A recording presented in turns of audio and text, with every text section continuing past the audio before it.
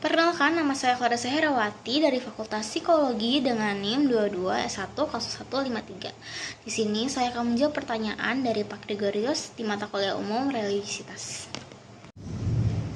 Menjawab pertanyaan nomor 1, kita harus mempunyai sikap toleransi. Toleransi itu sangat penting karena kita hidup di Indonesia di mana banyak sekali perbedaan dari agama, suku, ras maupun budaya.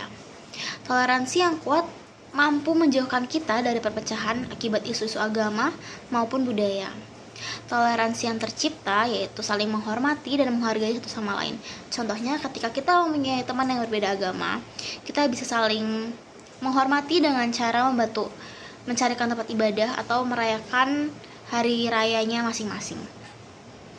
Menjawab nomor 2, kapitalisme adalah sistem ekonomi yang memberikan kebebasan penuh pada semua orang untuk melakukan kegiatan ekonomi untuk memperoleh keuntungan. Dan individualisme adalah kondisi di mana kepentingan individu lebih utama daripada kepentingan kelompok. Konsumenisme adalah gaya hidup yang lebih menguntungkan kepemilikan. Dan yang terakhir, hedonisme adalah gaya hidup yang berfokus mencari kesenangan atau kepuasan tanpa batas. Agama Kristen tidak setuju dengan hal tersebut karena hal tersebut merupakan keinginan daging atau keinginan pribadi yang tidak diperkenankan oleh Tuhan.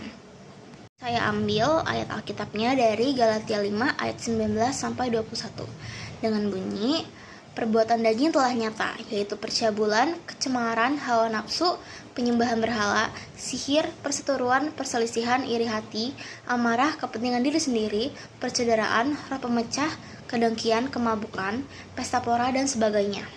Terhadap semuanya itu, aku peringatkan kamu seperti yang telah kubuat dahulu, bahwa barang siapa melakukan hal-hal yang demikian, ia tidak akan mendapatkan bagian dari kerajaan Allah.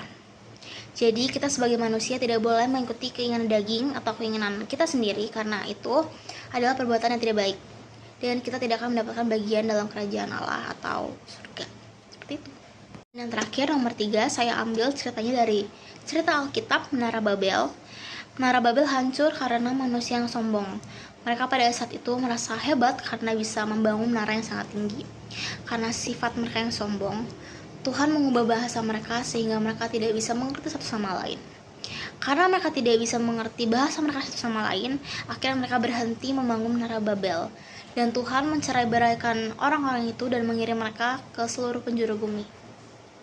Dan yang terakhir, makna pengampunan adalah ketika kita sudah mengampuni dan memaafkan orang-orang yang berdosa atau yang bersalah kepada kita tanpa mengungkitnya kembali.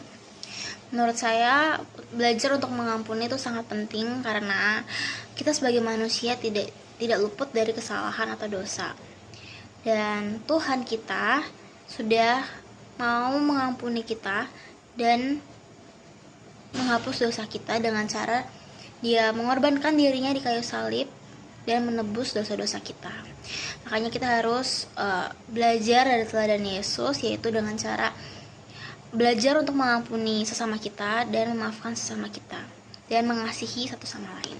Ayat Alkitab yang saya ambil dari Ibrani 8 ayat 12 yang berbunyi, sebab aku akan mengasihi kesalahan mereka dan aku tidak akan mengingat lagi dosa-dosa mereka.